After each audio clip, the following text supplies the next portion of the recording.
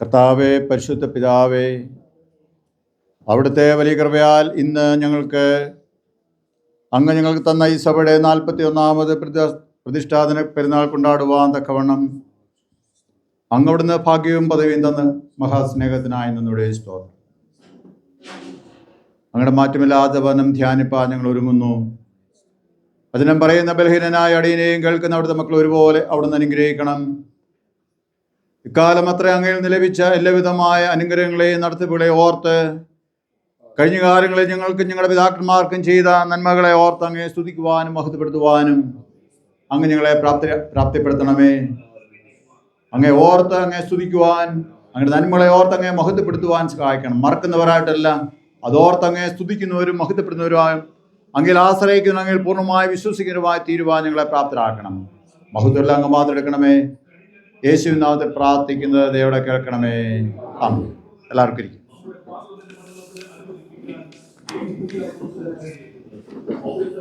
ദൈവനാമത്തിന് മഹത്വമുണ്ടാകട്ടെ. ഇന്ന് നമുക്ക് ഈ സഭയുടെ CSI ക്രൈസ്റ്റ് ചർച്ച് ദൈവമേട് സഭയുടെ 41ാമത് ദേവാലയ പ്രതിഷ്ഠാദിന പെരുന്നാൾ കൊണ്ടാടുവാനും അതോടൊപ്പം തന്നെ നമ്മൾ പുതുതായിട്ട് നിർമ്മിച്ച മിഷൻ ഹൗസിൻ്റെ പ്രതിഷ്ഠ നിർവഹിക്കുവാൻ തക്കവണ്ണം ദൈവം ഇടയാക്കിയതിനായി ഞാൻ ആദ്യമായി ദൈവത്തിന് നന്ദി കരേറ്റുന്നു. ഇപ്രകാരം ഒരു പ്രതിഷ്ഠാ ശുശ്രൂഷയെക്കുറിച്ചും പെരുന്നാളിനെക്കുറിച്ചും, പെരുന്നാളല്ല പ്രതിഷ്ഠാ ശുശ്രൂഷയെക്കുറിച്ചാണ് ആദ്യമായിട്ട് പറഞ്ഞത്. പിന്നീടാണ് പെരുന്നാളിനെ കുറിച്ചുള്ള ഡീറ്റെയിൽ ആയുള്ള കാര്യങ്ങൾ അറിഞ്ഞത്. നല്ല കാര്യം, രണ്ടും കൂടെ ഒരുമിച്ച് അത് ക്രമീകരിച്ച് ചേരണം. അതിൽ ഞങ്ങൾക്ക് പങ്കെടുക്കുവാനായിട്ട് ഇടയായി തീർന്നിട്ടുണ്ട് എന്ന് ഞാൻ ഈ സമയത്ത് നന്ദിയോട് ഓർക്കുന്നു. പാഴ്സേജനെ കുറിച്ച് പറയുമ്പോൾ, അല്ലെങ്കിൽ മിഷൻ ഹൗസിനെ കുറിച്ച് പറയുമ്പോൾ പലതവണയായിട്ടാണ് നമ്മൾ ഈ രൂപത്തിൽ അത് എത്തപ്പെട്ടിരിക്കുന്നത്. അതുകൊണ്ട് ഒരുപക്ഷെ ഇനി ചെറിയൊരു കുടുംബം വന്നാൽ വലിയ ബുദ്ധിമുട്ടില്ലാതെ താമസിക്കാൻ സാധിക്കും എന്നാണ് എനിക്ക് തോന്നുന്നത്. തീർച്ചയായിട്ടും അത് നമുക്ക് വളരെ അനുഗ്രഹമാണ്. അപ്പോൾ കഴിഞ്ഞ കാലങ്ങളിലേക്ക്, കഴിഞ്ഞ 41 വർഷം നമ്മൾ പുറകോട്ട് തിരിഞ്ഞു നോക്കുമ്പോൾ ഓരോ വർഷവും പടിപടിയായി നമുക്ക് ദൈവം അനുഗ്രഹങ്ങളെ നൽകി എന്നുള്ള കാര്യത്തിൽ യാതൊരു സംശയവുമില്ല. അതോർത്ത് നമ്മൾ ദൈവത്തെ സ്തുതിക്കുകയും മഹത്വപ്പെടുത്തുകയും ചെയ്യേണ്ടതാണ്. ഈ പെരുന്നാളിനെക്കുറിച്ച് വളരെ നേരത്തെ എന്നോട് പറയുകയും എന്നെ ഇങ്ങോട്ട് ക്ഷണിക്കുകയും ചെയ്ത എത്രയും സ്നേഹമുള്ള വികാരിച്ചൻ, സ്നേഹമുള്ള ജഷിമണി അച്ഛൻ, അതുപോലെ തന്നെ നമ്മുടെ സഭാ ശുശ്രൂഷകൻ TM തോമസ് സാറ്, അവരെ രണ്ടുപേരെ ഞാൻ ഈ സമയത്ത് ഓർത്ത് ദൈവത്തിന് നന്ദി കരയേറ്റുന്നു. അതുപോലെ തന്നെ നമ്മുടെ സഭയുടെ കൈക്കാരന്മാരായിട്ട് ഈ കാലഘട്ടങ്ങളിൽ പ്രവർത്തിക്കുന്ന തോമസ് ജോൺ മടുക്കക്കുഴിയും അതുപോലെ തന്നെ എരേമ്യ മാത്യു മോഡയിൽ, അവരെ രണ്ടുപേരെയും ഞാൻ സമയത്ത് നന്ദിയോടെ ഓർക്കുന്നു. അവരോട് ചേർന്ന് പ്രവർത്തിക്കുന്ന സഭയുടെ ഭരണസമിതി അംഗങ്ങളെ എല്ലാവരെയും ഓർത്ത് ഞാൻ ദൈവത്തിന് നന്ദി കരയേറ്റുന്നുള്ള ഹൃദയം നിറഞ്ഞ നന്ദിയും സ്നേഹവും സമയത്ത് അറിയിക്കുകയും ചെയ്യുന്നു. പ്രത്യേകിച്ച് പെരുന്നാൾ ശുശ്രൂഷയിൽ പങ്കാളികളായി നമ്മളെ അനുഗ്രഹിക്കുന്ന അത്രയും ബഹുമാനായ അച്ഛന്മാർ, നമ്മുടെ ഡയസിസൻ ഓഫീസേഴ്സിൽ സ്നേഹമുള്ള PC മാത്തുക്കുട്ടി അച്ഛൻ ഇന്ന് മറ്റ് പല പ്രോഗ്രാം ഉണ്ടായിട്ട് നമ്മുടെ മധ്യേ കടന്നു വന്നിട്ടുണ്ട്. കഴിഞ്ഞ ദിവസം ചോദിച്ചു, അച്ഛാ പേഴ്സണേജ് പ്രതിഷ്ഠയ്ക്ക് പോരുന്നുണ്ടോ, ദൈവമേടിന് പോരുന്നുണ്ടോ എന്ന് ചോദിച്ചു. പോരുന്നുണ്ടെന്ന് പറഞ്ഞ് ഞങ്ങൾ ഒരുമിച്ച് ഞങ്ങൾക്ക് ഇവിടെ വരുവാനായിട്ട് ഇടയായി തീർന്നു. അതുപോലെ തന്നെ ജില്ലയ്ക്ക് നേതൃത്വം നൽകുന്ന ജില്ലാ ചെയർമാൻ സ്നേഹമുള്ള ദേവസ്യാച്ചൻ, അതുപോലെ തന്നെ നമ്മുടെ കട്ടപ്പന ഇടവകയ്ക്ക് വളരെ ശക്തമായ നേതൃത്വം നൽകുന്ന സ്നേഹമുള്ള ബിനുവേച്ചൻ, അതുപോലെ തന്നെ നമ്മുടെ മിഷന് കോർഡിനേറ്ററായിട്ട് പ്രവർത്തിക്കുന്ന സ്നേഹമുള്ള ജോസഫ് ഇബ്രാഹാം അച്ഛൻ, നമ്മുടെ ഈ ദേവാലയവുമായിട്ട് വളരെ ശുശ്രൂഷ കാര്യങ്ങളിൽ വളരെ ബന്ധപ്പെട്ട് നിൽക്കുന്ന അത്രയും സ്നേഹമുള്ള നമ്മുടെ ജെയ്സൺ അച്ഛനിവിടെ ഇപ്പൊ പറഞ്ഞു ഏറ്റവും കൂടുതൽ നാൾ ഇവിടെ പ്രവർത്തിച്ച അച്ഛനാണ് എന്ന് പറയുന്നുണ്ടായി. അച്ഛനല്ല എങ്കിലും പ്രവർത്തിക്കാനിടയെ തീർന്നു പറഞ്ഞു. അങ്ങനെ ബഹുമാന അച്ഛന്മാരെ അവരെല്ലാം ഈ സമയത്ത് നമ്മോടൊപ്പം ഉണ്ട്. അവരെല്ലാം ഓർത്ത് ഞാൻ ദൈവത്തിന് നന്ദി കരയേറ്റുന്നു. നമ്മുടെ മാക്സിൻ ജോൺ അച്ഛനും ഞങ്ങൾ ഒരുമിച്ച് പ്രവർത്തിക്കുന്നത് അറിയാമല്ലോ. അച്ഛനും രാവിലെ ഞങ്ങൾ ഒരുമിച്ച് വരുവാനായിട്ട് ഇടയായി തീർന്നു. സ്നേഹമുള്ള സഭാ ശുശ്രൂഷകരെ സംസാരം, അതുപോലെ തന്നെ പീറ്റർ സാഡ്, അതുപോലെ തന്നെ ജിബിൻ, എല്ലാവരെയും ഓർത്ത് ഞാൻ ദൈവത്തിന് നന്ദി കരയേറ്റും. കരിമ്പിൽ നിന്ന് ഗായക സംഘം വന്നത് വളരെ നന്നായി.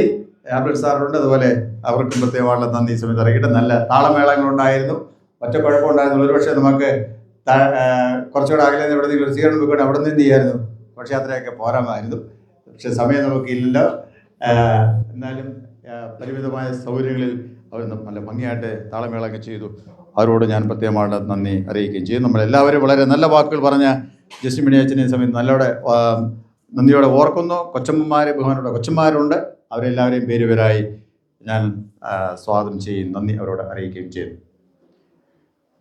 41 വർഷം മുമ്പ് നമ്മുടെ സഭ എവിടെയായിരുന്നു എന്ന് ഇപ്പോൾ 25 വയസ്സുള്ള ആൾക്കാരെ ചോദിച്ചാൽ അവർക്ക് അറിയത്തില്ല, അല്ലേ? പറഞ്ഞു കഴിവേ അറിയത്തുള്ളൂ. 41 വർഷം മുമ്പ് നമ്മുടെ ഈ പള്ളി ആരംഭിച്ചത് പള്ളിയായിട്ടുണ്ടായിരുന്നത് താഴെയാണ്. ആ സ്ഥലം ഇപ്പോൾ അവിടെ ഉണ്ടോ? സ്ഥലമുണ്ടോ? ഉണ്ടോ? ഉണ്ട്. ഓക്കെ, താഴെയാണ് സ്ഥലം. അവിടെ ഞാൻ ആരാധനയ്ക്ക് കൂടിയിട്ടുണ്ട്. അതിനുശേഷമാണ് നമുക്ക് ഇങ്ങോട്ട് വരാൻ സാധിച്ചത്. ഇവിടെ നമ്മൾ വന്ന് പല നാൾ നമ്മൾ ആഗ്രഹിച്ചു, പ്രാർത്ഥിച്ചു, അധ്വാനിച്ചു, കൂട്ടം കൂടി, പൊതുയോഗം കൂടി, തീരുമാനങ്ങളെടുത്തു, വീണ്ടും തീരുമാനമെടുത്തു. അങ്ങനെ തീരുമാനം എടുക്കാതെയും നടപ്പാക്കാതെയും എന്ത് ചെയ്തു?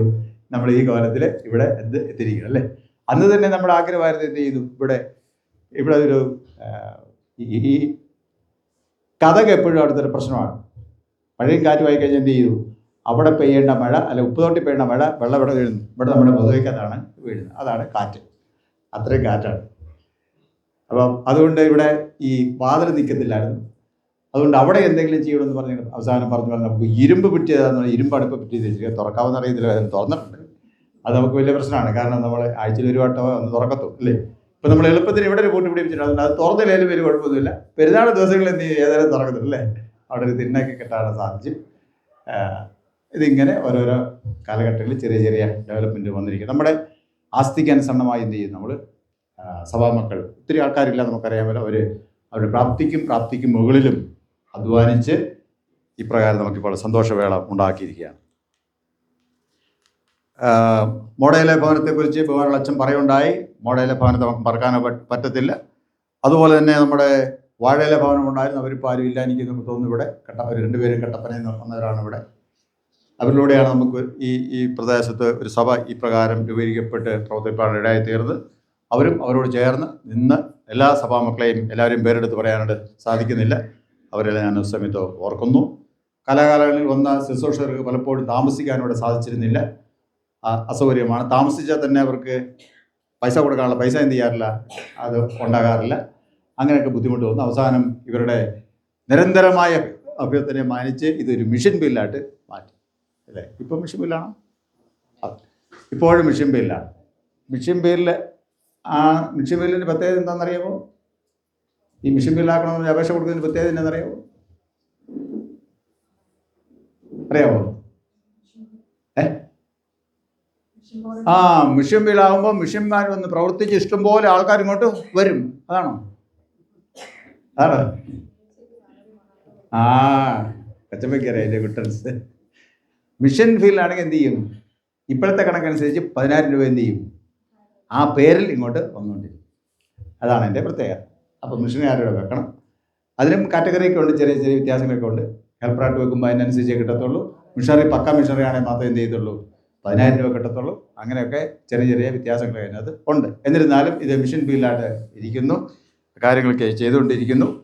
പല സമയങ്ങളിൽ അപേക്ഷകളൊക്കെ വരുമ്പോൾ മിഷൻ ബോർഡ് അച്ഛനോട് പറയും, അച്ഛാ ഒന്ന് നോക്കണം, ഏതാ നിങ്ങളുടെ മിഷൻ ബില്ലല്ല, അതെ പൈസ വല്ലതും കിടപ്പുണ്ടോ, വല്ലതും കൊടുക്കണമെന്ന് പറയും. പിന്നെ വരുന്നത് നമ്മുടെ ട്രഷറച്ചനെയാണ്. ഞാൻ പറയും, അച്ഛാ എന്തെങ്കിലും അവരെ കൈ അയഞ്ഞ് സഹായിക്കണം. കൈ അയ്യാനൊന്നും പറ്റത്തില്ല, കൈ മുറുകി തന്നെ ഇരിക്കണം. കാരണം എന്താ, പൈസയ്ക്ക് അവിടെ ഭയങ്കര ടൈറ്റായിരിക്കും, അല്ലേ?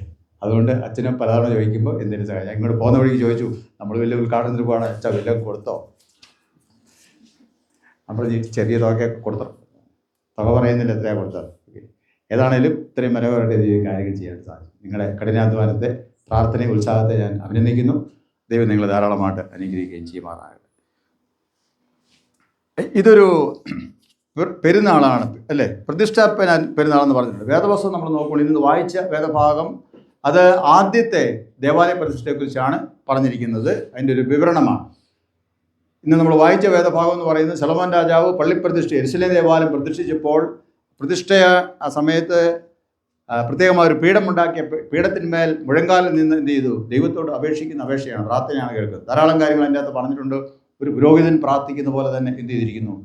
അവിടെ ഈ ശലോമോൻ രാജാവ് പ്രാർത്ഥന കഴിക്കുന്നത് കാണുവാൻ സാധിക്കും. പ്രാർത്ഥന കഴിച്ചു എന്ന് മാത്രമല്ല, ഏതെല്ലാം വിഷയങ്ങളാണ് അദ്ദേഹം പറഞ്ഞതെന്ന് ശ്രദ്ധിക്കുമ്പോഴാണ് ഈ ആലയത്തിൻ്റെ ഒരു പ്രത്യേകത നമുക്ക് മനസ്സിലാക്കാൻ സാധിക്കും. എല്ലാ മനുഷ്യർക്കും വേണ്ടിയാണ് അത് സമർപ്പിക്കപ്പെട്ടിരിക്കുന്നത്, പ്രതിഷ്ഠിക്കപ്പെട്ടിരിക്കുന്നത് കാണുവാൻ സാധിക്കും. അവിടെ വന്ന അല്ലെങ്കിൽ ഇസ്രായേൽ മക്കളാകുന്ന യഹൂദന്മാരാകുന്ന ആൾക്കാർക്ക് വേണ്ടി മാത്രമല്ല, ഏതൊരാൾ ഇവിടെ ദൈവത്തിൻ്റെ ദിവ്യമായ സാന്നിധ്യം ഉണ്ട് എന്ന് വിശ്വസിച്ച് വരുന്ന ഏതൊരാളുടെയും പ്രാർത്ഥന കേൾക്കണം എന്നാണ് സലോമോൻ പ്രാർത്ഥിച്ചതിന് ചുരുക്കം. അത് എവിടെ വെച്ചും എങ്ങനെയും ഏതവസ്ഥയിലും ഈ ദിക്കിലേക്ക് നോക്കി തന്നെ പ്രാർത്ഥിച്ചാൽ, ദേവാലയം ഇരിക്കുന്ന ദിക്കിലേക്ക് തന്നെ നോക്കി പ്രാർത്ഥിച്ചാലും കേൾക്കണമെന്നാണ് സലോമൻ. അപ്പോൾ സലോമൻ്റെ ദൈവത്തെക്കുറിച്ചുള്ള സലോമൻ്റെ അറിവ്, കാഴ്ചപ്പാടെന്ന് പറയുന്നത് നമ്മൾ ഉദ്ദേശിക്കുന്നത് വളരെ വളരെ വിശാലം അല്ലേ. ദൈവം അങ്ങനെ ഉള്ള ഒരു ദൈവം. ഇസ്രായേൽ മക്കളുടെ രീതി അനുസരിച്ച് അവരുടെ മാത്രം ദൈവം എന്നാണ് അവർ പറയുന്നത്. എങ്കിലും സലോമൻ പ്രാർത്ഥനയിൽ എന്ത് ചെയ്യത്തില്ല, അത് നെള്ളിക്കുന്നില്ല. എല്ലാവരുടെയും ദൈവമായിട്ടാണ് സലോമൻ എന്ത് ചെയ്ത് അത് പ്രാർത്ഥിച്ച് പ്രതിഷ്ഠിച്ചത്. അങ്ങനെയാണ് ദൈവാരാധനയ്ക്ക് വേണ്ടി വേർതിരിക്കപ്പെടുന്നതെങ്കിൽ ദൈവത്തിൻ്റെ ദിവ്യമായ സാന്നിധ്യം ഉണ്ട് എന്ന് നമ്മൾ പറഞ്ഞ് എന്ത് ചെയ്യുന്നത്, ദേവാലയങ്ങളും ഒക്കെയും പ്രതിഷ്ഠിച്ച് വേർതിരിക്കുന്നു. അങ്ങനെയാണെങ്കിൽ ദിവംമേട്ടിൽ ഈ ക്രൈസ്റ്റ് ചർച്ചിൽ ദൈവത്തിൻ്റെ സാന്നിധ്യം ഉണ്ടായിരിക്കുമോ? ഉണ്ടോ? ഉണ്ട്. ദൈവത്തിൻ്റെ ദിവ്യമായ സാന്നിധ്യം ഉണ്ട്. അതുകൊണ്ട് പ്രാർത്ഥനയ്ക്ക് നമ്മൾ എവിടെ വരണം? ദേവാലയത്തിൽ ഇവിടെ വരണം. ദൈവമക്കൾ ഇവിടെ വന്ന് ദൈവത്തോട് പറയണം, ഇവിടെ വന്ന് പ്രാർത്ഥിക്കണം, ഇവിടെ വന്ന് ആരാധിക്കണം. അതിനുവേണ്ടി എന്തിരിക്കുന്നു? മാറ്റിയിരിക്കുന്ന സ്ഥലമാണ്. ദൈവ ആരാധനയ്ക്ക് വേണ്ടി ദൈവികമായ സാന്നിധ്യം, ദൈവത്തിൻ്റെ സാന്നിധ്യം അന്വേഷിച്ച് പ്രാർത്ഥിക്കാൻ വേണ്ടി കടന്നു വരുന്നവർക്ക് വേണ്ടിയാണ് ആദ്യം എന്ത് ചെയ്തിരിക്കുന്നത്, പ്രതിഷ്ഠിക്കുന്നത്. നമ്മൾ ഈ അന്നത്തേക്കുള്ള അപേക്ഷയിൽ ഒരു ഭാഗമുണ്ട്, പലപ്പോഴും ചെമ്മാട്ട് മീറ്റിംഗ് പറഞ്ഞിട്ടുള്ളതാണ്. അവിടെ കെട്ടിടം എന്നാണ് അവിടെ ഇത് പറഞ്ഞിരിക്കുന്നത്. അത് ആദ്യത്തെ പ്രതിഷ്ഠയിൽ ഉപയോഗിക്കുന്ന പദമാണ് കെട്ടിടം പ്രതിഷ്ഠിച്ച് കഴിഞ്ഞാൽ പിന്നെ എന്ത് ചെയ്യണം? അത് ആലയമായിട്ടാണ് മാറുന്നത്. പിന്നീട് പ്രാർത്ഥിക്കുമ്പോൾ എന്ത് ചെയ്യണം? ആലയം എന്ന് പറയണം. ഞാൻ പറഞ്ഞത് ഇത് എന്താണ്? ദൈവത്തിൻ്റെ ആലയമാണ്. അന്ന് ഈ ആദ്യത്തെ ദേവാലയ പ്രതിഷ്ഠയിൽ അതിനെക്കുറിച്ച് അവിടെ പറയുന്നുണ്ട്. അതിൻ്റെ 1 രാജാക്കന്മാർ അതിൻ്റെ 8-ാം അധ്യായം അവസാന ഭാഗം വാക്യം വായിക്കുമ്പോൾ പ്രകാരമാണ് നമുക്ക് അവിടെ കാണാൻ സാധിക്കുന്നത്. അവർ അതിൻ്റെ 66-ാമത്തെ വാക്യം, തൻ്റെ ജനമായ ഇസ്രായേലിനും ചെയ്ത എല്ലാ നന്മയും കുറിച്ച് സന്തോഷവും ആനന്ദമുള്ളവരായി തങ്ങളുടെ കൂടാരങ്ങളിലേക്ക് പോയി. ആദ്യത്തെ ദേവാലയ പ്രതിഷ്ഠയിൽ അവർ തിരിച്ചു പോയപ്പോൾ എങ്ങനെ ഉണ്ടായിരുന്നു? ആൾക്കാരെ എല്ലാം ശ്രദ്ധിച്ച് ഇവിടെ തന്നെ ഉണ്ടായിരിക്കണം. വളരെ പെട്ടെന്ന് എന്ത് ചെയ്യാം? വളരെ പെട്ടെന്ന് 1 മണിക്കൂർ ഇപ്പോൾ എന്ത് ചെയ്യാം? പ്രസംഗം നിർത്തിയേക്കാം. ഓക്കെ, ശ്രദ്ധിച്ചിരിക്കണം, അല്ലെങ്കിൽ പിന്നെ നീണ്ടുപോകും. ഞാൻ ഓർത്ത് നിങ്ങൾക്ക് മനസ്സിലായില്ല എന്ന് വെച്ചാൽ ഞാൻ വീണ്ടും പറഞ്ഞുകൊണ്ടിരിക്കും അല്ലേ. തിരുമേനി ഞങ്ങൾക്ക് മനസ്സിലായി, നിങ്ങൾ അങ്ങനെ ഏറ്റെന്ന് പറയാൻ പറ്റത്തില്ല, അതുകൊണ്ട് ഇത് ഇതില്ല, വീണ്ടും പറയുന്നത്. അതുകൊണ്ട് ശ്രദ്ധിച്ചിരിക്കുക. ആദ്യത്തെ പ്രതിഷ്ഠാ പെരുന്നാളിൽ അല്ലെങ്കിൽ പ്രതിഷ്ഠാ ദിനത്തിൽ വന്നതിന് ശേഷം തിരിച്ചു പോയപ്പോൾ ആൾക്കാർ എങ്ങനെ ഉണ്ടായിരുന്നു? വളരെ സന്തോഷത്തോടെ പോയി, വളരെ സന്തോഷത്തോടെ പോയി അല്ലേ. ഇന്ന് നമുക്ക് വന്നിരിക്കുക ഏറ്റവും വലിയ കുഴപ്പം എന്താണെന്നറിയാമോ? പെരുന്നാൾ കഴിഞ്ഞ് പോയാൽ നമുക്ക് എന്തുണ്ടാകത്തില്ല? കോറമ്പലോ ഐസ്ക്രീമോ വല്ല വഴിയും വലിയ ഒരു ചിരി വന്നെങ്കിലായി, അല്ലാതെ ഒരു ചിരി. അത് കോറമ്പലോ ഐസ്ക്രീം തിന്നല്ല, അവർ ഭയങ്കര സന്തോഷത്തോടെ തിരികെ പോയതാണ് ഇതിലെ. ഹൃദയത്തിൽ ആനന്ദമുള്ളവരായി മഹാസന്തോഷത്തോടെ എന്ത് ചെയ്തു? 14 ദിവസത്തെ പെരുന്നാളും കഴിഞ്ഞ് 15-ാം ദിവസം സലോമൻ രാജാവ് അവരെ പറഞ്ഞു വെച്ചിട്ടുണ്ട് അല്ലേ. പെരുന്നാൾ കാരണം അവർക്ക് ആരാധന സന്തോഷം കാരണം അവർക്ക് ആരെയും വിട്ടുപോകാൻ പറ്റത്തില്ല. ഇതല്ലേ ചിലപ്പോൾ അങ്ങനെയുള്ള സംവിധാനം കൂടെ കാണുമല്ലേ. നിങ്ങളൊരു പക്ഷേ പറയും, തിരുമേനി അങ്ങനെ ഒരു സംവിധാനം ഇവിടെ ഉണ്ടാക്കണം, ഞങ്ങൾ എന്ത് ചെയ്തോളാം, 1 മാസം വേണം എന്ത് ചെയ്യാം, ഞങ്ങൾ താമസിക്കാമെന്ന് ഒരു പക്ഷേ പറയുമായിരിക്കും അല്ലേ. അതെന്തും ആയിക്കോട്ടെ. ഇവിടെ ഇന്ന് സ്നേഹം വരുന്നുണ്ടോ? ഇല്ല, സ്നേഹം വരുന്നതിനെ കുറിച്ചൊന്നും പറഞ്ഞിട്ടില്ല. ഏതായാലും ഞങ്ങൾക്ക് സ്നേഹം വരുന്നത് കാണുമായിരിക്കും എന്ന് കരുത്. തീർച്ചയായിട്ടും അവർ സംവിധാനമൊക്കെ ചെയ്യും. സ്നേഹം വരുന്ന നോട്ടീസ് ഇല്ലാതെങ്കിലും സ്നേഹം വരുന്നുണ്ട്, വളരെ സന്തോഷത്തോടെ ഇരിക്കാനായിട്ട് സാധിക്കും അല്ലേ. സ്നേഹം വരുന്നുണ്ട്, സന്തോഷത്തോടെ നമുക്കത് കഴിച്ചിട്ട് ചെയ്യാൻ പോകാനായിട്ട് സാധിക്കും അല്ലേ. ഭക്ഷണത്തിൻ്റെ സന്തോഷം മാത്രമല്ല, അവർക്ക് ഹൃദയത്തിൽ ഭയങ്കരമായിട്ടുള്ള ആനന്ദമുണ്ടായി.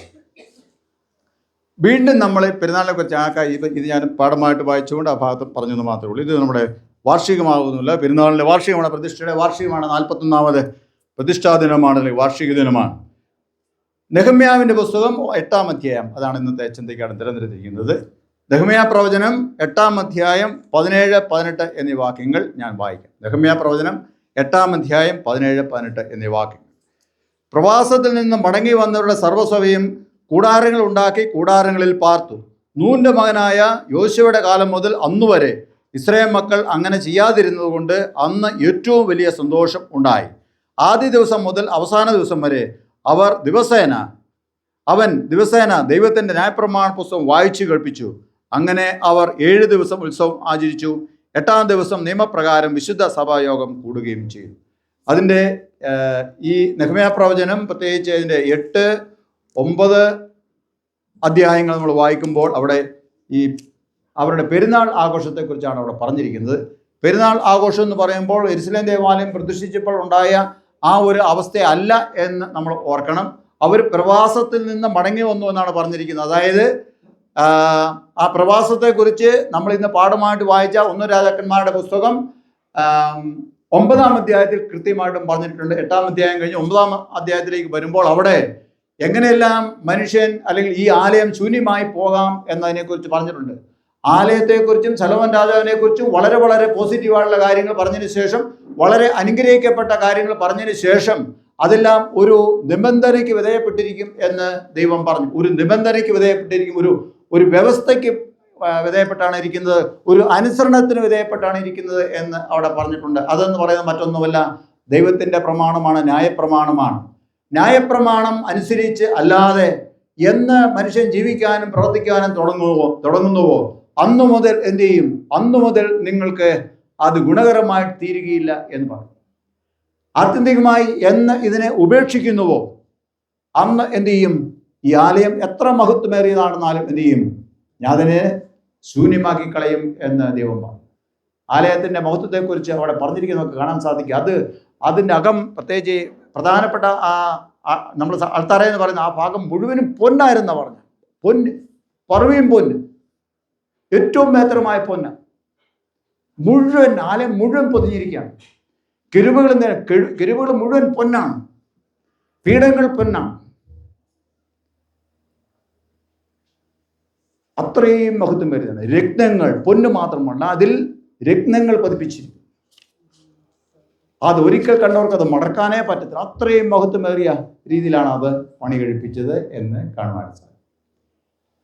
ആ ആലയത്തെക്കുറിച്ചാണ് ദൈവം പറയുന്നത്. ആ പ്രതിഷ്ഠയ്ക്ക് പ്രാർത്ഥിച്ചതിന് ശേഷം ഇതെൻ്റെ ആലയമായിട്ട്, എൻ്റെ ഇരിപ്പിടമായിട്ട്, എൻ്റെ ദൃഷ്ടിയും എൻ്റെ കണ്ണും അവിടെ ഇരിക്കുമെന്ന് പറഞ്ഞ് നിന്റെ പ്രാർത്ഥന പോലെ ഞാൻ ചെയ്യും എന്ന് പറഞ്ഞതിന് ശേഷം അത് പ്രത്യക്ഷനായി വീണ്ടും ആ അനുഗ്രഹം കൊടുത്തതിന് ശേഷം, അതായത് സ്വപ്നത്തിൽ വീണ്ടും പ്രത്യക്ഷനായി ഈ അനുഗ്രഹം കൊടുത്തതിന് ശേഷം തുടർന്ന് തന്നെ പറയുകയാണ്, എന്നാൽ അതിനൊരു മറ്റൊരു ഭാഗം കൂടെ ഉണ്ട്. ഇത് ഏതിനെ വിധേയപ്പെട്ടിരിക്കും? ദൈവത്തിൻ്റെ കൽപ്പനകൾ പ്രമാണിക്കുന്നതിന് വിധേയപ്പെട്ടിരിക്കും എന്ന് അത് വിട്ടുമാറുന്നു. എങ്ങനെ വിട്ടുമാറുന്നു? ഈ ദൈവത്തെ അല്ലാതെ, എന്നെ അല്ലാതെ വേറൊരു ദൈവത്തെ നിങ്ങൾ ആരാധിച്ചാൽ, അതാണ് പരിപൂർണമായുള്ള വിട്ടുമാറ്റം എന്ന് പറയാം. നമുക്ക് കാണാൻ സാധിക്കും. പിന്നീട് സംഭവിച്ച കാര്യങ്ങൾ നമുക്കറിയാം, അല്ലേ? ആ ആലയം എന്ത് ചെയ്തു പോയി? ആ ആലയം നശിച്ചു പോയതായിട്ടാണ് പറഞ്ഞത്. ആലയെല്ലാം നശിച്ചു. ആൾക്കാർ എന്ത് ചെയ്യുന്നു? ആൾക്കാർ പ്രവാസത്തിലേക്ക് പോയി. അങ്ങനെ പ്രവാസത്തിൽ പോയി ഏതാണ്ട് 70ഓളം വർഷങ്ങൾ കഴിഞ്ഞ് സംവത്സരങ്ങൾക്ക് ശേഷം എന്ത് ചെയ്യുന്നു? അവർ തിരികെ വരുന്നു. എസ്രാ പുരോഹിതൻ്റെയും നെഹമ്യാവിൻ്റെയും കാലഘട്ടത്തിൽ എന്ത് ചെയ്യുന്നു? അവർ തിരിച്ചു വരുന്ന ഭാഗമാണ്. എല്ലാവരും ഒന്നും തിരിച്ചു വന്നില്ല, കുറേ എണ്ണം അവിടെ പറയുന്നുണ്ട്. അവിടെ ഉണ്ടായിരുന്ന ആൾക്കാർ പലരും എന്ത് ചെയ്തു? യുദ്ധങ്ങളിൽ പട്ടുപോയതായിട്ട് കാണാൻ സാധിക്കും, പ്രവാസത്തിൽ പോയതായിട്ട് സാധിക്കും, ചിലർ ചിതറിപ്പോയതായിട്ട് കാണാൻ സാധിക്കും. ബാബിലോണിൽ പോയ ആൾക്കാർ എന്ത് ചെയ്തു? അവർ എസ്രായുടെയും നെഹമ്യാവിൻ്റെയും കാലഘട്ടത്തിൽ എന്ത് ചെയ്തു? അവർ ദൈവത്തിൻ്റെ പ്രത്യേകമായ വെളിപ്പാടിനാൽ ബാബിൽ രാജാവ് എന്ത് ചെയ്തു? അരുളപ്പാട് അനുസരിച്ച് എന്ത് ചെയ്തു? അവരെ തിരികെ കൊണ്ടുവരുന്നത് കാണുവാൻ സാധിക്കും. ദൈവമാണ് അവിടെ പ്രവർത്തിക്കുന്നത് കാണുവാൻ സാധിക്കും. തിരികെ വന്ന ആൾക്കാരെന്ത് ചെയ്തു? തിരികെ വന്ന ആൾക്കാർ അവർ ആ പട്ടണമൊക്കെ ഒന്ന് പണിതു, ആലയമൊക്കെ എന്ത് ചെയ്തു? അതിൻ്റെ കേടുപാടുകളൊക്കെ പോക്കി അവരെ ന്യായപ്രമാണ പുസ്തകം കണ്ടെത്തി എന്നാണ് പറഞ്ഞത്. ന്യായപ്രമാണ പുസ്തകത്തിൽ എസ്രാ ശാസ്ത്രി എന്നായിരുന്നു, വളരെ വളരെ നിപുണനായിരുന്നു എന്നാണ് പറഞ്ഞത്. എസ്രാ ശാസ്ത്രി വളരെ നിപുണനായിരുന്നു. ന്യായപ്രമാണ പുസ്തകവും അത് വായിച്ച് വ്യാഖ്യാനിക്കുന്നതിൽ എസ്രായോളം മിടുക്കൻ വേറെ ആരും ഉണ്ടായിരുന്നില്ല എന്നാണ്. നെഹമ്യാവും അവിടെ കൂടെ നിന്നതായിട്ട് നമുക്ക് കാണുവാനായിട്ട് സാധിക്കും. ഇവിടെ പറഞ്ഞിരിക്കുന്നത് അവർ ഈ ഉത്സവം ആചരിക്കുവാനായിട്ട് ഏറ്റവും പ്രധാനപ്പെട്ടൊരു ചടങ്ങ് എന്തായിരുന്നു? പ്രധാനപ്പെട്ട ചടങ്ങ് എന്തായിരുന്നു? നമ്മുടെ സാധാരണ ഭാഷ പറഞ്ഞ് വേദവസ്തു എന്ത് ചെയ്യുക? വായിക്കുക, പ്രസംഗിക്കുക എന്നല്ല, വ്യാഖ്യാനിക്കുക. വേദവസ്തം വായിക്കുക, വ്യാഖ്യാനിക്കുക. ന്യായപ്രമാണം വായിക്കുക, പിന്നെ എന്ത് ചെയ്യുക? അത് പൊരുൾ തിരിച്ചു കൊടുക്കുക. അവിടെ അതിൻ്റെ പുറകോട്ടുള്ള വാക്യം വായിക്കുമ്പോൾ കാണാൻ സാധിക്കും. അവർക്ക് മനസ്സിലാകുന്ന രീതിയിൽ പറഞ്ഞു എന്നാണ് പറയുന്നത്. അത് മനസ്സിലാക്കാൻ പ്രായമുള്ള എല്ലാവരും ഒരുമിച്ച് വന്നിരുന്നു. അവർക്ക് മനസ്സിലാകുന്ന രീതിയിൽ അവർ എന്ത് ചെയ്തു? ഈ എസ്രായും നെഹമ്യാവും കൂടി എന്ത് ചെയ്തു? അത് വ്യാഖ്യാനിച്ചു. ഓരോ ദിവസം അവിടുത്തെ പ്രധാന അജണ്ട എന്തായിരുന്നു? പ്രധാന പ്രോഗ്രാം എന്തായിരുന്നു? ന്യായപ്രമാണം വായിക്കുക, ധ്യാനിക്കുക. ന്യായപ്രമാണം വായിക്കുക, അത് വിശദീകരിച്ചു കൊടുക്കുക. ന്യായപ്രമാണം വായിക്കുക, വിശദീകരിച്ചു കൊടുക്കുക. ഒരുപക്ഷെ ഈ പെരുന്നാൾ എന്തിനു വേണ്ടിയാണ് ഉണ്ടാക്കിയത്? ന്യായപ്രമാണം ജനത്തെ വലിയൊരു സഭയെ ഒരുമിച്ച് കേൾപ്പിക്കാൻ വേണ്ടിയുള്ള സംവിധാനമാണ്, ദൈവത്തിൻ്റെ സംവിധാനമാണ്. ഉത്സവങ്ങളെക്കുറിച്ചും പെരുന്നാളുകളെക്കുറിച്ചും വേദോസത്തിൽ പറയുമ്പോഴെല്ലാം അത് തന്നെയാണ് പറയുന്നത്. ഒരുമിച്ച് ജനം വരണം. വരുമ്പോൾ എന്താണ് പറയേണ്ടത്? ദൈവത്തിൻ്റെ വിശുദ്ധ പ്രമാണത്തെക്കുറിച്ച് എന്ത് ചെയ്യണം? അവരെ ബോധ്യപ്പെടുത്തണം. അതിനുവേണ്ടിയാണ് ദൈവത്തിൻ്റെ വചനത്തെക്കുറിച്ച് ജനത്തെ ബോധ്യപ്പെടുത്താൻ. അതിനാണ് ഞാൻ പറയുന്നത് വിശ്വാസ കൈമാറ്റം. ഓരോ തലമുറയിലും വിശ്വാസം കൈമാറാൻ വേണ്ടി അതിനെക്കുറിച്ചുള്ള വ്യാഖ്യാനം ആവശ്യമാണ്. പറഞ്ഞു കൊടുക്കണം, വ്യാഖ്യാനിച്ചു കൊടുക്കണം. ഇല്ലെങ്കിൽ എന്ത് ചെയ്യത്തില്ല? അവർക്കത് മനസ്സിലാകത്തില്ല. അതിനുവേണ്ടി പ്രത്യേകമായുള്ള അവസരമായിരുന്നു പെരുന്നാളുകൾ, ഉത്സവങ്ങൾ എന്ന് പറയുന്നത്. എന്ന് പ്രസംഗത്തിനും അല്ലെങ്കിൽ വചന വ്യാഖ്യാനത്തിനും ഏത് ദേവാലയങ്ങളിലാണെങ്കിലും സ്ഥാനം കുറയുന്നുവോ അന്ന് അവിടെ പ്രശ്നം ഉടലെടുക്കും എന്ന കാര്യത്തിൽ യാതൊരു സംശയവുമില്ല. നമ്മൾ മറന്നു പോകരുത്. ആ കാലത്താണേലും ഈ കാലത്താണേലും എന്ന് വചന വ്യാഖ്യാനത്തിനും വചന പ്രഘോഷണത്തിനും സമയം നമ്മൾ കുറയ്ക്കുന്നുവോ അല്ലെങ്കിൽ അതിന് രണ്ടാം സ്ഥാനം കൊടുക്കുന്നുവോ അന്ന് സഭയിൽ പ്രശ്നം ഉടലെടുക്കും എന്നുള്ള കാര്യത്തിൽ യാതൊരു സംശയവും. ശ്രദ്ധിച്ചു നോക്കിക്കൊള്ളുക. വേറെ ഒത്തിരി കാര്യങ്ങൾ നമുക്ക് ചെയ്യാൻ സാധിക്കും. വചനത്തിൽ പ്രാധാന്യം കൊടുക്കാത്ത വിശ്വാസ സമൂഹം എന്ത് ചെയ്യുക? വിശ്വാസ സമൂഹം എന്ന് പറയാൻ പറ്റത്തില്ല. അവരൊരു സമൂഹം എന്ന് മാത്രമേ പറയാൻ പറ്റത്തുള്ളൂ. അധപ്പതനം എന്ത് ചെയ്യും? ആത്മീയ അധപ്പതനം എന്ത് ചെയ്യും? അവിടെ തുടങ്ങും. ആത്മീയ അധപ്പതനം തുടങ്ങുമ്പോൾ എന്ത് ചെയ്യും? അധപ്പതിച്ച് പോവുകയല്ല ചെയ്ത് അധപ്പതനം, ആത്മീയ അധപ്പതനം എന്ത് ചെയ്യും? മറ്റു ചില കാര്യങ്ങളിലെ പ്രോത്സാഹനത്തിന് ഇടയായിത്തീരും. ആത്മീയമായിട്ട് ജനം അധപ്പതിക്കുമ്പോൾ എന്തുണ്ടാകും? പറയാമോ? ആത്മീയത്തിൻ്റെ എതിരെന്ന ആത്മീയത്തിനെതിരെന്ന ജഡീകം. ആത്മാവിൻ്റെ എതിര് ജഡം, ആത്മീയത്തിൻ്റെ എതിര് ജഡീകം. ആത്മീയ കാര്യങ്ങൾക്ക് താല്പര്യം കുറഞ്ഞാൽ ജഡീക താല്പര്യങ്ങൾ എന്ത് ചെയ്യും? കൂടും. അതൊരു തത്വമാണ്. ജഡീക കാര്യങ്ങൾക്ക് പ്രാധാന്യം കൊടുത്താൽ എന്ത് ചെയ്യും? അവിടെ ദൈവത്തിൻ്റെ പ്രാധാന്യം കുറയും, ദൈവവചനത്തിൻ്റെ പ്രാധാന്യം കുറയും, ദൈവത്തിനെ അനുസരിക്കേണ്ടതിൻ്റെ പ്രാധാന്യം കുറയും. അവിടെ മറ്റു പല കാര്യങ്ങളും എന്ത് ചെയ്യും? കയറി വരും. അത് ദൈവത്തെക്കുറിച്ചും ദൈവവചനത്തെക്കുറിച്ചും കർത്താവിനെക്കുറിച്ചും യേശുവിനെക്കുറിച്ചുള്ള മോശമായ സാക്ഷ്യം എന്ത് ചെയ്യും?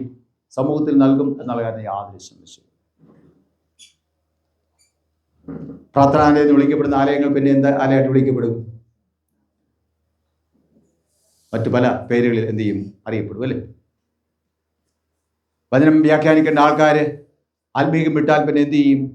അവരെന്നെ പറയും, ഓ കഴിഞ്ഞ ദിവസം ഇങ്ങനെ പറഞ്ഞു വന്നപ്പോൾ രാത്രി ആയി ഓരോ സഭയെക്കുറിച്ച് ഇങ്ങനെ പറഞ്ഞപ്പോൾ വന്നപ്പോൾ തിരുമേനി ക്ഷമിക്കണം, ഇപ്പം കുപ്പായോ നല്ല ആൾക്കാർ പറയുന്നത് എന്ന് പറയണം. ആ പേര് ഞാൻ പറയുന്നില്ല, നിങ്ങളൊക്കെ പറയാൻ തുടങ്ങി കഴിഞ്ഞാൽ എനിക്കത് ബുദ്ധിമുട്ടായി. കുപ്പായം നല്ല ആൾക്കാരെ പേര് പറയും. അതുകൊണ്ട് ഞങ്ങൾ കുപ്പായിടാതെയാണ് നടക്കുന്നത്. ദൈവവചനത്തിനും ദൈവവിശ്വാസത്തിനും പ്രാധാന്യം കുറയുമ്പോൾ എന്ത് ചെയ്യും? സഭയുടെ ആത്മീയത്വം എന്ത് ചെയ്യും? അതപ്പത്തേക്കും അവിടെ സന്തോഷത്തിന് പകരം ഉണ്ടാവും, പ്രശ്നമുണ്ടാവും. ഹൃദയത്തിൽ ആനന്ദത്തിന് പകരം എന്ത് ചെയ്യും? ഹൃദയത്തിൽ നീരസമുണ്ടാവും അല്ലേ? പകയുണ്ടാവും, വിദ്വേഷമുണ്ടാവും. അതിനുവേണ്ടി എന്ത് ചെയ്യും അല്ലേ? നമ്മൾ ഓർക്കണം, ഇവിടെ അത് സമകാലീനമായി സംഭവിച്ചുകൊണ്ടിരിക്കുന്ന കാര്യം ഞാൻ പറയാതെ നിങ്ങൾക്ക് അറിയാവുന്ന കാര്യമാണ്. എന്നേക്കാൾ കൂടുതൽ ഒരുപക്ഷെ നിങ്ങൾക്ക് അറിയുകയും ചെയ്യാമായിരിക്കും. ഇവിടെ നെഹെമ്യാ പ്രവാചകൻ പറയുന്നത് ഇവിടെ പറഞ്ഞിരിക്കുന്നത് അവർ കൂടാരങ്ങളിൽ പാർത്തു. അവിടെ നൂനിന്റെ മകനായ യോശുവയുടെ കാലം തൊട്ട് എന്ത് ചെയ്തില്ല? ആ ഉത്സവം കൂടാര പെരുന്നാൾ ആചരിച്ചില്ല എന്നാണ് നമുക്ക് കാണാൻ സാധിക്കുന്നത് ഇവിടെ പറഞ്ഞിരിക്കുന്ന അനുസരിച്ച്. അതുപോലെ ഇവരെന്ത് ചെയ്തു? ആ ഭാഗം കണ്ടു കൂടാര പെരുന്നാൾ എന്ത് ചെയ്യണം? കൂടാരങ്ങളിൽ പാർക്കണം എന്ന് പറഞ്ഞു. അവിടെ മാസം തീയതിയെല്ലാം അവിടെ പറയുന്നുണ്ട്. അതുകൊണ്ട് അവരെന്ത് ചെയ്തു? അവർ സമതലമായ പ്രദേശങ്ങളെല്ലാം കൂടാരങ്ങളുണ്ടാക്കി, വലിയ വലിയ വീടിൻ്റെ മട്ടുപ്പാവിലൊക്കെ എന്തുണ്ടായി? അവർ കൂടാരങ്ങളുണ്ടാക്കി അതിൻ്റെ അകത്ത് പാർത്തു. വലിയ സന്തോഷമല്ല. എന്തിൻ്റെ ഓർമ്മയാ? അവർ മിസ്രൈമിൽ അനുഭവിച്ച കഷ്ടങ്ങൾ, മരുഭൂമിയിൽ സഞ്ചരിച്ച കൂടാരങ്ങളിൽ പാർത്ത അവസരങ്ങളെ ഓർത്ത് അവർ ദൈവത്തെ മഹത്വപ്പെടുത്തി എന്നാണ് പറയുന്നത്. അത് വലിയ സന്തോഷമായി എന്നാണ്. പഴയ ഓർമ്മ, ദൈവം നടത്തിയ കാര്യങ്ങളെ ഓർത്തപ്പോൾ അവർക്ക് എന്തുണ്ടായി? അവർക്ക് ഭയങ്കരമായ സന്തോഷമുണ്ടായി. ഓക്കെ, താഴത്തെ പുല്ല് വേഞ്ഞ കെട്ടിടത്തിൽ ഇവിടെ വന്നപ്പോൾ നമുക്ക് എന്തുണ്ടായി? ആർക്കറിയാം? താഴത്തെ പുല്ല് വേഞ്ഞ കെട്ടിടത്തിൽ ഇവിടെ വന്നപ്പോൾ എന്തുണ്ടായി? ഇവിടുത്തെ പൊടിമണ്ണ് വേറെ തവണ എന്ത് ചെയ്യുമായിരുന്നു? നമ്മൾ തൂത്തുവാരി എന്ത് ചെയ്യായിരുന്നു? കളയുമായിരുന്നു അല്ലേ? ഒരു തവണ തൂത്ത പൊടിമണ്ണ് പോവോ? ഇല്ല, വീണ്ടും പൊടിമണ്ണ് വരത്തുള്ളൂ. ഈർക്കിച്ചൂലിന് പകരം എന്തായി? പുൽച്ചൂല് കൊണ്ടുവന്നല്ലേ? ഈർക്കിച്ചൂല് വെച്ചാൽ പിന്നെ മണ്ണ് പോകത്തില്ല അല്ലേ? അത് ഇച്ചിരി സിമെൻറ്റ് ഇടാൻ വേണ്ടി എന്തുമാത്രം കഷ്ടപ്പെട്ടു അല്ലേ? എന്തുമാത്രം കഷ്ടപ്പെട്ടു. ഇപ്പം എന്തായി? ഇന്നലെ സിമെൻറ്റായി, ഇന്നലെ കളറായി, അതിനിവിടെ വിരിപ്പായി അല്ലേ? ഇവിടെ മധുവക. അവിടെ നിന്നാകുമ്പോൾ ഇവിടെ എന്ത് ചെയ്തില്ല? ഇവിടെ നിന്നാതില്ല അല്ലേ? അവിടെ പിന്നെ ജനങ്ങളിരിക്കുന്നില്ല, അതുകൊണ്ട് കുഴപ്പമില്ല. എന്തുമാത്രം കഷ്ടങ്ങൾ അല്ലേ, എന്തുമാത്രം പ്രയാസങ്ങൾ, ബുദ്ധിമുട്ട്. വളരെ സാവധാനം ദൈവം അത് മാറ്റി എന്ന് ഓർക്കുമ്പോൾ അങ്ങനെ നമ്മൾ കാണണം. എത്രയോ അത്ഭുതകരമായ ദൈവം എന്ത് ചെയ്യും ഇവിടെ നമുക്ക് ഈ സ്ഥാനം. നമുക്ക് ഇനിയും വലിയ ആഗ്രഹമാണ്, ഇത് നമുക്ക് പോരാ, കുഴപ്പമൊന്നുമില്ല, ആഗ്രഹിക്കുന്നതിന് കുഴപ്പമൊന്നുമില്ല, നല്ല ആഗ്രഹം ഏറ്റവും നല്ലതാണ് അല്ലേ. പക്ഷേ ഇതുവരെ നടത്തിയത് ഓർത്ത് എന്ത് ചെയ്യണം? നമ്മൾ ദൈവത്തെ ഇതുവരെ അതിൻ്റെ പിന്നിൽ പ്രവർത്തിച്ച ആൾക്കാരെ ഓർത്ത് എന്ത് ചെയ്യണം? ദൈവത്തിന് നന്ദി പറയും അല്ലേ. അത് വളരെ പ്രധാനപ്പെട്ടതാണ്. ആരാണ് എന്നെ പ്രവർത്തിച്ചത് അല്ലേ? ദൈവം അവരിൽ കൂടെ പ്രവർത്തിക്കുകയാണ്. അത് ഓർത്ത് നമ്മൾ ദൈവത്തെ മഹത്വപ്പെടുത്തണം. അത് വലിയ സന്തോഷമായിരിക്കും. ഇവിടെ പറഞ്ഞിരിക്കുന്നത് അന്ന് അവർക്ക് ഭയങ്കരമായ സന്തോഷമുണ്ടായി. നമ്മൾ ഓർത്തിരിക്കേണ്ട ഇതിവിടെ ഈ ഭാഗത്ത് മാത്രമല്ല, എപ്പോഴെല്ലാം ദൈവത്തിൻ്റെ വചനം വ്യാഖ്യാനിച്ച് കൊടുത്തു എന്ന് രേഖപ്പെടുത്തിയിരിക്കുന്ന ന്യായപ്രമാണ പുസ്തകം കണ്ടെത്തി അത് പൊടിയെല്ലാം തട്ടി മാറ്റി അത് വായിച്ച് കേൾപ്പിച്ചു എന്ന് പറയുമ്പോൾ അതിനനുസരിച്ച് അവരുടെ ചിന്തകളെ മാറ്റി അവർ ഓർത്തു, വന്നുപോയ വിപത്തുകളെ ഓർത്തു, അല്ലെങ്കിൽ പരാജയങ്ങളെ ഓർത്തു, പിന്മാറ്റത്തെ ഓർത്തു, അവർ ഏറ്റുപറഞ്ഞു, വചനത്തിനനുസരണമായി ഏറ്റുപറഞ്ഞു എന്ന് പറയുമ്പോൾ പിന്നീടുള്ള പദമാണ് എന്ത്? അവർക്ക് മഹാസന്തോഷം ഉണ്ടായി. വചനത്തിൻ്റെ അടിസ്ഥാനത്തിൽ നമ്മളെ ചോദന ചെയ്യുമ്പോൾ വീഴ്ചകൾ നമ്മൾ ഏറ്റുപറഞ്ഞതിന് ശേഷമാണ് എന്തുണ്ടാകുന്നത്? നമുക്ക് സന്തോഷമുണ്ടാകുന്നത്. അതതിൻ്റെ അടിസ്ഥാന പ്രമാണം, ദൈവാരാധനയുടെ അടിസ്ഥാന പ്രമാണമാണ്, മറന്നു പോകരുത്. ദൈവവചനത്തിന് അനുസരണമായി കുറവുകളെ നമ്മൾ കണ്ടെത്തി ഏറ്റുപറയുമ്പോൾ എന്തുണ്ടാകുന്നു? സന്തോഷം ഉണ്ടാകും. ഇപ്പം നമുക്ക് അങ്ങനെ കുറവുകളൊക്കെ ഏറ്റുപറഞ്ഞാൽ സന്തോഷം ഉണ്ടാവും. ഇന്ന് സന്തോഷം ഉണ്ടായോ? നുണ പറയരുത്. ഇന്ന് നമുക്ക് സന്തോഷം ഉണ്ടായോ? ഉണ്ടായോ? എപ്പം? അവർ രണ്ടുപേരും നിങ്ങൾ കണക്കാണ്. കാരണം അവിടെ എന്താണ്, അവർ അടുപ്പൊക്കെ കത്തിച്ച് അവർക്ക് വലിയ സന്തോഷം ഉണ്ടായത് അല്ലേ, പുതിയ അടുപ്പൊക്കെ കത്തിച്ച്. ഓക്കെ, ഇവിടെ പറഞ്ഞിരിക്കുന്ന സന്തോഷം എന്ന് പറഞ്ഞാൽ എന്താണ്? ഇന്ന് ഞാൻ പറഞ്ഞത് സന്തോഷം ഉണ്ടാകുന്ന ചോദിച്ചാൽ ഇതെല്ലാ വിശുദ്ധ ദിവസവും സംഭവിക്കുകയാണ്. വിശുദ്ധ ദിവസമുള്ള ഞായറാഴ്ചകൾ ഞാൻ ഇടയ്ക്കിടയ്ക്ക് പറയാറുള്ള കാര്യമാണ്. ഒന്നുകൂടെ എടുത്തു പറയട്ടെ. ഇന്നിവിടെ അച്ഛൻ കൽപ്പന വായിച്ചോ? കൽപ്പന വായിച്ചോ? ആരെങ്കിലും കേട്ടോ കൽപ്പന വായിക്കുന്നു?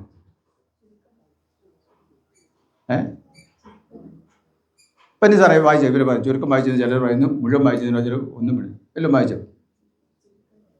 ഇല്ലെന്നാ സാർ പറഞ്ഞു. അല്ല, ഇല്ലെന്നാണ് പറഞ്ഞത്. ഓക്കെ, വോട്ടിടാൻ പോയാൽ 2 കൂട്ടത്തിൽക്കാർക്ക് എന്ത് ചെയ്യും? വോട്ട് കിട്ടും അല്ലേ? നോട്ടായും ആ കൂട്ടത്തിൽ കാണും.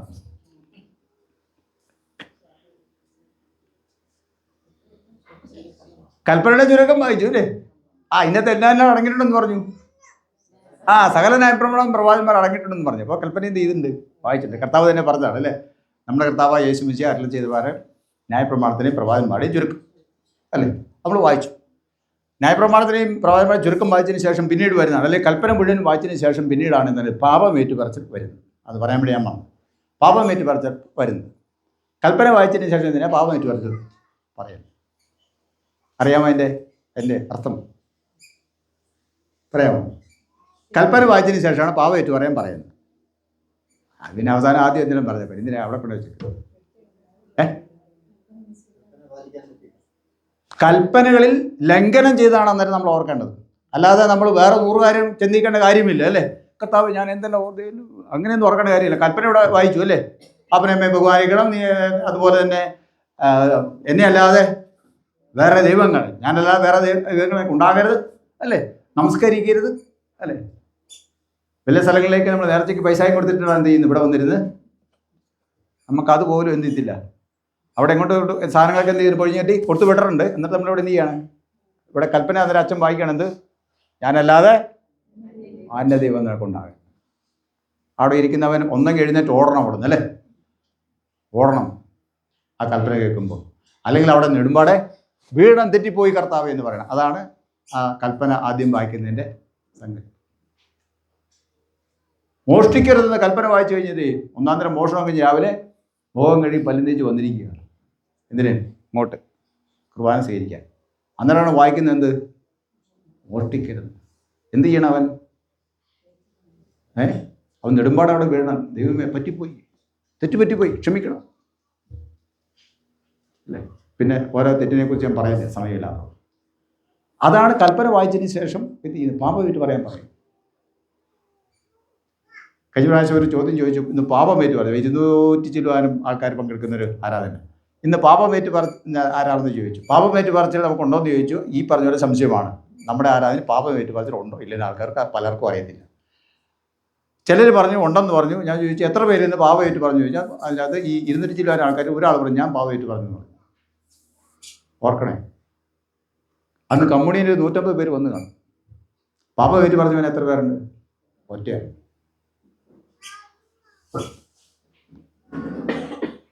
ഒരു മനുഷ്യൻ തന്നെ ശോധന ചെയ്തിട്ട് വേണം വരാൻ. ഇല്ലാത്തവൻ എന്നാ ചെയ്യുന്നു? തങ്ങൾക്ക് തന്നെ എന്നാ വരുന്നു? ശാപമാണ് കൊണ്ടുപോകുന്നത്. വെറുതെയല്ല ചിരിയില്ലാതെ പോകുന്നു, വെറുതെയല്ല സമാധാനം ഇല്ലാതെ പോകുന്നു, വെറുതെയല്ല സന്തോഷമില്ലാതെ പോകുന്നു, നമ്മുടെ വീട്ടിൽ അലമ്പും ബഹളം ഇല്ലാതെ പോകുന്നു. അങ്ങനെയല്ല, വെറുതെയല്ല. നമ്മൾ മറ്റുള്ളവരെ കാണുമ്പോൾ വഴക്കുണ്ടാക്കാൻ നോക്കുന്നു, വെറുതെയല്ല. കാരണം എന്താണ്? നമ്മൾ ഇവിടെ നിന്ന് കഴിച്ചിട്ട് പോയി. എന്താ കഴിച്ചിട്ട് പോയത്? നമുക്കിത് എന്തായി തീരാനുള്ള കഴിച്ചിട്ട് പോയത്? നമുക്ക് ഗുണകരമല്ലാത്ത ഭവിപ്പാനുള്ള കാര്യങ്ങളാണ് ഇവിടെ ചെയ്തിരിക്കുന്നത്. കാരണം എന്താ? ദൈവത്തിനെ അനുസരിക്കാതെയാണ്, ശോധന ചെയ്യാതെയാണ് വന്നത്, അല്ലേ? പാപമേറ്റു പറയാതാണ് വന്നത്. ഇവിടെ നമ്മൾ വായിക്കുമ്പോൾ കാണാൻ സാധിക്കുന്നത് ന്യായപ്രമാണം കേട്ട് അവർ കരഞ്ഞു എന്നാണ് പറയുന്നത്. കരഞ്ഞു.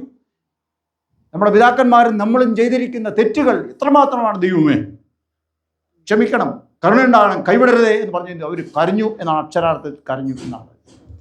ഈ 8-ാം അധ്യായത്തിൻ്റെ നമ്മൾ വായിച്ച ഭാഗത്തിൻ്റെ 10-ാം വാക്യം തൊട്ടുള്ള വാക്യങ്ങൾ പുറകോട്ട് വായിക്കുമ്പോൾ അത് പറഞ്ഞിട്ടുണ്ട്. ഇന്ന് നിങ്ങൾ കരയരുതെന്ന് പറയുന്നത്, അല്ലേ? ഇസ്രായേൽ നെഹമ്യാവും കൂടെ പറയുകയാണ് ഇന്ന് നിങ്ങൾ കരയരുത്, ഇന്ന് കരയേണ്ട ദിവസമല്ല. അവർ കരഞ്ഞു പോയിരുന്നു എന്നാണ് പറഞ്ഞിരിക്കുന്നത്. എന്താ കരയാൻ കാരണം? ന്യായപ്രമാണത്തിൻ്റെ വചനങ്ങളെ കേട്ടപ്പോൾ അവർ കരഞ്ഞുപോയി. ഭയങ്കരമായ അടക്കാനാകാത്ത ദുഃഖമുണ്ടായി. അത് കണ്ട ഇസ്രായേൽ നെഹമ്യാവോട് പറയാണ് എന്താണ്? ഇന്ന് നിങ്ങൾ കരയരുത്. എന്ത് ചെയ്യണം? ഇന്ന് പാപമോചനത്തിൻ്റെ ദിവസമാണ്, അല്ലേ? നിങ്ങൾ തെറ്റുകൾ ഏറ്റുപറഞ്ഞ ദിവസമാണ്. എന്ത് ചെയ്യണം? നിങ്ങൾ സന്തോഷിക്കണം. അങ്ങനെയാണ് അതിന് ശേഷം എന്നുണ്ടായത് പെരുന്നാൾ അതിൻ്റെ ചിട്ട അനുസരിച്ച് ആചരിക്കുകയും ഒരു മഹാസന്തോഷത്തോടെ എന്ത് ചെയ്ത് കടന്നു പോവുകയും ചെയ്തത്. ഓർക്കണം, ഇത് ഞാൻ ആദ്യം പറഞ്ഞത് തിരിച്ചു വരട്ടെ. നമ്മളിത് എവിടമാണ്? ദൈവത്തിൻ്റെ ദിവ്യമായ സാന്നിധ്യമുള്ള ഇടമാണ്. വാർഷിക പെരുന്നാളിൽ നമ്മൾ കടന്നു വന്നിരിക്കുകയാണ്. ഓർക്കണം, എന്താണ് നമ്മളിവിടെ പറഞ്ഞിരിക്കുന്നത്? എന്താണ് ആരാധന പറഞ്ഞത്? എന്താണ് ആരാധന? ആരാധനയിൽ എന്താണ് ദൈവം നമ്മളോട് ആവശ്യപ്പെടുന്നത്? എങ്ങനെയാണ് സഭ അത് ക്രമീകരിക്കപ്പെട്ടിരിക്കുന്നത്? കൽപ്പനകൾക്ക് ശേഷം പാപം പറയുമ്പോൾ നമ്മൾ എന്തെല്ലാം പാപങ്ങളാണ് ഏറ്റുപറയുന്നത്? ഏതെല്ലാം ലംഘിക്കപ്പെട്ട കൽപ്പനകളാണ് നമുക്കുള്ളത്, അല്ലേ? അതേറ്റു പറയണം. എല്ലാ കൽപ്പനയും ലംഘിച്ച ആൾക്കാർ ഒരുപക്ഷെ കാണത്തില്ലായിരിക്കും. എന്നാൽ അതിൻ്റെ കൽപ്പനയുടെ വിശദീകരണം പർവ്വത പ്രസംഗത്തിൽ കർത്താവ് വ്യാഖ്യാനിക്കുമ്പോൾ അതിൻ്റെ അകത്തുണ്ട്. വായിച്ചു നോക്കണം. വിശുദ്ധ മത്തായി എഴുതിയ ശേഷം 5, 6, 7 അധ്യായങ്ങൾ പർവ്വത പ്രസംഗത്തിൽ ന്യായപ്രമാണത്തിൻ്റെ 10 കൽപ്പനയുടെ വ്യാഖ്യാനം പുത്രനായ ദൈവം നടത്തുന്നു. അത് എഴുതിയിട്ടുണ്ട്. അതിൻ്റെ അകത്ത് വളരെ വിശാലമായിട്ടാണ് എഴുതിയിരിക്കുന്നത്. 10 കൽപ്പനയുടെ വിശദീകരണം മറ്റു ഭാഗങ്ങളിൽ എന്ത് ചെയ്തിട്ടുണ്ട്? വേദോസ്തം മറ്റു ഭാഗങ്ങളിൽ എന്ത് ചെയ്തിട്ടുണ്ട്? അത് കൽപ്പനയായിട്ടും എന്ത് ചെയ്തിട്ടുണ്ട്? പറഞ്ഞിട്ടുണ്ട്. 10 കൽപ്പന വിശദീകരിച്ച് പറയുന്നുണ്ട്. വായിച്ചു നോക്കുക, ധ്യാനിക്കുക, എന്താണ് നമ്മളോട് ആവശ്യപ്പെടുന്നത്. അങ്ങനെ നമ്മൾ ആ ദൈവാനുസരണമായിട്ട് നമ്മൾ വരുമ്പോൾ, ദൈവത്തിന് ഇഷ്ടപ്രകാരമുള്ള രീതിയിലേക്ക് നമ്മൾ മനം തിരിയുന്നെന്ന് കാണുമ്പോൾ ദൈവമാണ് നമ്മളിൽ എന്ത് ചെയ്യുന്നത്? സന്തോഷം നൽകുന്നത്. മറന്നുപോകും. ദൈവത്തിന് ഹിതകരമായ രീതിയിൽ ഒരാൾ മാനസാന്തരപ്പെട്ടു അല്ലെങ്കിൽ മനം തിരിഞ്ഞു എന്ന് ദൈവം മനസ്സിലാക്കുമ്പോൾ, കാരണം ദൈവത്തിൻ്റെ ഹൃദയം എവിടെയുണ്ട്? ഇവിടെയുണ്ട്. ദൈവത്തിൻ്റെ കണ്ണുണ്ട്. നമ്മുടെ ദൈവത്തിൻ്റെ കണ്ണുകൊണ്ട് നമ്മളെ കാണുന്ന, പുറമേ കാണുന്ന ദൈവം ദൈവത്തിൻ്റെ ഉൾക്കണ്ണുകൊണ്ട് എന്ത് ചെയ്യുന്നു? അല്ലെങ്കിൽ ഹൃദയം കൊണ്ട് എന്ത് ചെയ്യുന്നു? നമ്മുടെ ഹൃദയത്തെ കാണുന്ന ദൈവം നമ്മൾ യഥാർത്ഥമായി മാനസാന്തരപ്പെട്ടു മനം തിരിഞ്ഞു ഏറ്റുപറഞ്ഞെന്ന് പറയുമ്പോൾ അന്നേരം ദൈവം നമ്മളിൽ ഉള്ളിൽ നൽകുന്നതാണ് ഈ സന്തോഷം എന്ന് പറയുന്നത്. ഹൃദയ സന്തോഷം, സമാധാനം എന്ന് പറയുന്നത്. അത് പ്രാപിച്ചാൽ എന്ത് ചെയ്യാൻ സാധിക്കും? നമുക്ക് ലോകത്തിൻ്റെ ഏത് എതിർപ്പുകളെയും, വിശ്വാസത്തിനെതിരെ വരുന്ന എല്ലാ എതിർപ്പുകളെയും തരണം ചെയ്യാൻ സാധിക്കും. ഓരോ പെരുന്നാളിന് ശേഷവും, ഓരോ വിശുദ്ധ കുടിവരവിന് ശേഷവും ഈ ഒരു സന്തോഷത്തെയാണ് ആദിമകാല ക്രിസ്ത്യാനികൾ കടന്നുപോയത്. ഇപ്പോൾ നമ്മളും അങ്ങനെ കടന്നു പോകണം. ഈ ആധുനിക ലോകത്തിൻ്റെ വെല്ലുവിളിയെ നമുക്ക് തരണം ചെയ്യണമെങ്കിൽ നമ്മൾ വന്നുപോയ കുറവുകളെ ഏറ്റുപറഞ്ഞ് നമ്മൾ ശക്തിപ്പെടുകയാണ് ചെയ്യുന്നത്. ഒരു ആയുധത്തിൻ്റെ മൂർച്ച പോയ ഒരു ആയുധത്തിന് മൂർച്ച കൂട്ടുന്ന പോലെയാണ് ഇത് എന്ന് നമ്മൾ മറന്നു പോകരുത്. വിശ്വാസത്തിൽ മുന്നേറുവാൻ നമ്മുടെ വിശ്വാസത്തിൻ്റെ കരുത്ത് നമ്മൾ വർദ്ധിപ്പിക്കേണ്ടതാണ്. ആ കരുത്ത് വർധന എന്ന് പറയുന്നത് ദൈവമായുള്ള അടുക്കലാണ് എന്ന് നമ്മൾ മറന്നു പോകുക. ദൈവമായിട്ട് എന്ത് ചെയ്യുക? അടുത്ത് മുമ്പോട്ട് പോകുക. ഈ 41ാമത് പ്രതിഷ്ഠാപന പെരുന്നാൾ കൊണ്ടാടുമ്പോൾ ഈ ഒരു അടുപ്പം ദൈവത്തിന് ഹിതകരമായ രീതി നമ്മളിൽ മാറ്റം വരുത്തുമ്പോഴാണ് ഈ അടുപ്പം നമുക്കുണ്ടാകുന്നത്. അങ്ങനെ ദൈവഹിതം എന്താണെന്ന് തിരിച്ചറിയാൻ വേണ്ടി വിശുദ്ധ വചനം എല്ലാ ദിവസവും വായിച്ചുകൊണ്ട്, എല്ലാ ദിവസവും പ്രാർത്ഥിച്ചുകൊണ്ട്, ദൈവവചനത്തിൽ ആശ്രയിച്ചുകൊണ്ട്, വിശ്വസിച്ചുകൊണ്ട് മുമ്പോട്ട് പോകാം. ദൈവം തന്നെ വിശുദ്ധാത്മാവിനാൽ അതിന് നമ്മെ സഹായിക്കുകയും ശക്തിയും ചെയ്യും. മാറാടിപ്പോൾ പിതാവായ ദൈവത്തിനും പുത്രനായ ദൈവത്തിനും വിശുദ്ധാത്മാവായ ദൈവത്തിനും സകല ബഹുമാനം മോഹത്വവും കാലാവസാനം കൂടെ ഉണ്ടായിരിക്കുമാറാകട്ടെ.